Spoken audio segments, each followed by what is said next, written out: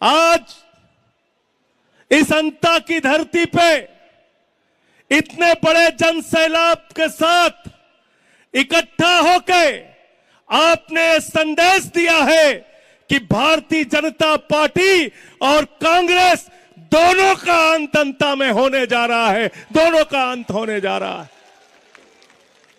राजस्थान वीरों की धरती है, क्रांतिकारियों की धरती है। भारत की सेना में रह के अपने प्राणों की आहुति देने वाले उन वीर जवानों की धरती को मैं नमन करता हूं, जिसके लिए लड़ाई लड़ने का काम नरेश मीणा करते हैं। नरेश मीणा आपकी लड़ाई लड़ने का काम करते हैं, संघर्ष करते हैं। साथियों और दोस्तों, मैं इसलिए आया, बिहार के चुनाव प्रचार में था। बिहार का चुनाव प्रचार खत्म भी नहीं हुआ था, अरविंद केजरीवाल जी का फोन आया, केजरीवाल जी का संदेश आया। उन्होंने साफ तौर पे कहा, एक हमारा साथी संघर्ष कर रहा है, उसके लिए आपको जाना है और मैं दिल्ली से चल के आज आपके बीच में हूं।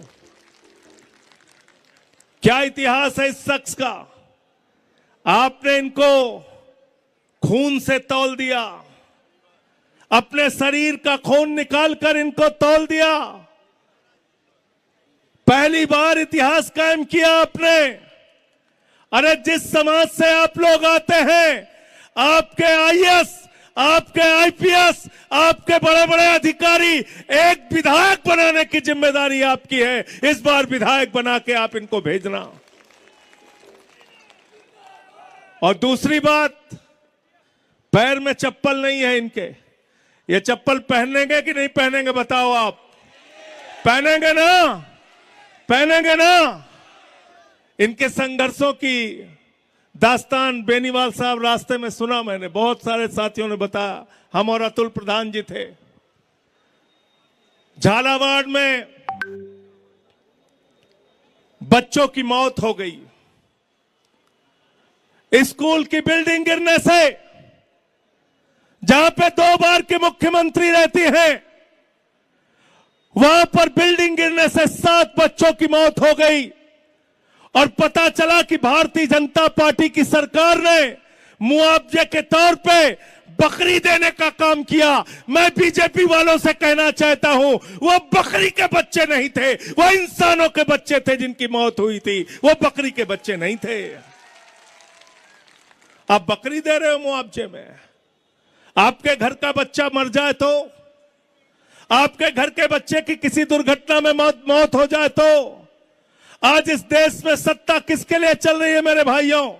कहते परिवारवाद नहीं है बीजेपी में। अरे बीजेपी से बड़ा परिवारवाद कहां है जरा बताओ।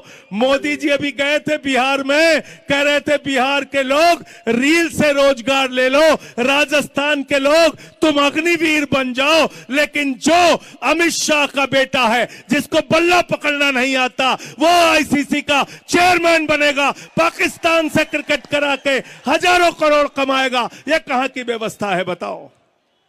ये कहां की व्यवस्था है? आपके लिए लड़ाई शख्स ने एसडीएम को थप्पड़ मारने का जो कांड हुआ, 8 महीने जेल में रहे। 8 महीने जेल का कष्ट मुझे मालूम है मेरे भाइयों। यहां जो माताएं बहनें बैठी हैं ना, इनसे पूछना बताएंगे, जब इनके घरों के बच्चे जेल में डाले जाते हैं, कितनी तकलीफ में इनकी जिंदगी गुजरती है। और आज मुझे बहुत खुशी है, इस लड़ाई का नेतृत्व मातृशक्ति कर रही है। हमारी माताएं बहनें सुबह से यहां बैठी हैं। इस लड़ाई में आपको कोई हरा नहीं सकता। जिता के भेजना नरेश मीणा को, जिता के भेजना। इसलिए जिता के भेजना कि अरविंद केजरीवाल को, संजय सिंह को, हनुमान बेनीवाल को, अतुल प्रधान को, राजेंद्र सिंह को निराश ना होना पड़े। जो लोग लड़ते हैं उनके साथ जनता खड़ी होती है, यह विश्वास दिला के अंता से भेजना आप। और कितना काम करेगा कोई आदमी आपके लिए? 15 दिन का अनशन किया, 8 महीने जेल में रहे, कितना संघर्ष कराओगे नरेश मीणा से?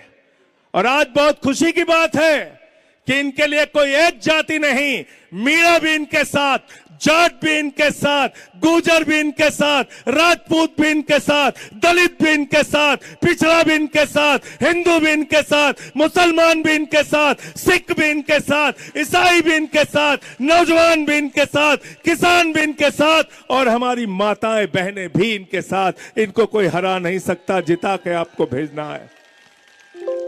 जिताओगे कि नहीं जिताओगे बताओ। और चुनाव निशान भी बहुत बढ़िया है। क्या चुनाव निशान है? क्या चुनाव निशान है? अपने श्रम, अपने खून, अपने पसीने से ये गन्ना पैदा करता है किसान, लेकिन उसको दाम दिलवाने के लिए लड़ाई लड़ने का काम किसानों के नेता भाई हनुमान बेनीवाल, भाई नरेश मीणा, भाई राजेंद्र सिंह, अतुल प्रधान जैसे लोगों को सामने आकर लाठियां खानी पड़ती है, संघर्ष करना पड़ता है। मैं आपसे ये कहने के लिए आया हूं, आपके लिए विधानसभा में एक आवाज तो ऐसी होनी चाहिए जो राजस्थान के खजाने की रखवाली कर सके, और वो कोई कर सकता है तो नरेश मीणा कर सकते हैं। कोई एक आदमी तो हो जो बच्चों के स्कूल के लिए आवाज उठाए, मिड डे मील के लिए आवाज उठाए, टूटी सड़कों के लिए आवाज उठाए, अस्पताल की दवाइयों के लिए आवाज उठाए। वो कौन है? वो आपका ये बेटा बन सकता है। बेटा, इसको जिता के भेजना। मैं बार बार जिताने की अपील इसलिए कर रहा हूं, मुझे पता चला, मैं इनके वीडियो देख रहा था, 3 बार चुनाव हार चुके हैं। 3 बार, 2 बार चुनाव हार चुके हैं। पिछली बार दूसरे नंबर पे थे, इस बार नंबर 1 पे आपको पहुंचाना है। कब तक ऐसे लोग हारते रहेंगे जो आपके लिए लड़ते हैं? कब तक ऐसे लोग हारते रहेंगे जो आपके लिए लाठियां खाते हैं? अभी ठीक कहा बेनीवाल साहब ने, आपके नेता मीणा जी जो आज बीजेपी में मंत्री हैं, उनके लिए इन्होंने लाठियां खाई, जेल गए, आपके लिए लाठियां खाई।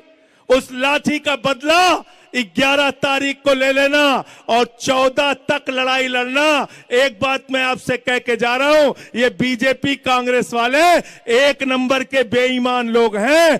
काउंटिंग अंतिम समय तक पूरी तरह से कराना और सर्टिफिकेट लेके इनको अपने कंधे पे बिठा के तब बाहर आना, उससे पहले मत आना।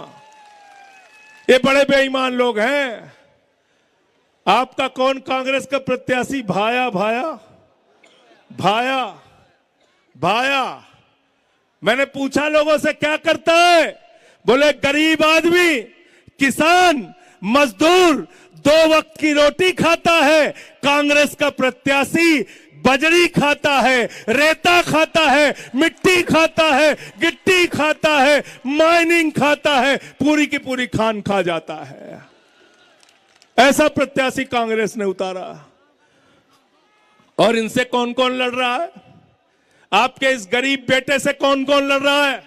जिनको आपने अपना खून देकर चुनाव मैदान में उतारा है, उनसे कौन लड़ रहा है? उनसे वसुंधरा राजे भी लड़ रही हैं, उनसे पर्ची वाले मुख्यमंत्री भजन लाल भी लड़ रहे हैं, उनसे पूरी की पूरी कांग्रेस पार्टी लड़ रही है, उनसे पैसा लड़ रहा है, उनसे शक्ति लड़ रही है, उनसे पूरी सत्ता लड़ रही है। लेकिन जिसके साथ जनता होती है उसके सामने सत्ता झुकती है। सिंहासन खाली करो कि जनता आती है। यह नारा यहां से आपको देना होगा। यह राजस्थान की वीर भूमि, अग्निवीर की चर्चा बेनीवाल साहब कर रहे थे। इन्होंने लड़ाई भी लड़ी, आवाज भी उठाई। लेकिन मैं आपको एक बात याद दिलाना चाहता हूं, सेना को ठेके पे देने की जो बात इन्होंने कही, आप कल्पना कीजिए 4 साल में सेना के जवान को आप कहते हो रिटायर होके वो घर बैठेगा। 17 साल में जवान बनेगा, 21 साल में रिटायर हो जाएगा, बाप नौकरी करेगा, बेटा रिटायर हो जाएगा। वाह मोदी जी, वाह भारतीय जनता पार्टी के लोगों, मोदी जी आपको 75 साल की उम्र में तीसरी बार भी प्रधानमंत्री बनना है और राजस्थान के बेटे को 4 साल में आप रिटायर कर दोगे। यह व्यवस्था हमें मंजूर नहीं है। ये अग्निवीर हमें नहीं चाहिए। सेना में जैसे पहले भर्ती होती थी वैसे ही भर्ती चाहिए। और इस बात को कोई उठा सकता है तो आपका ये भाई आप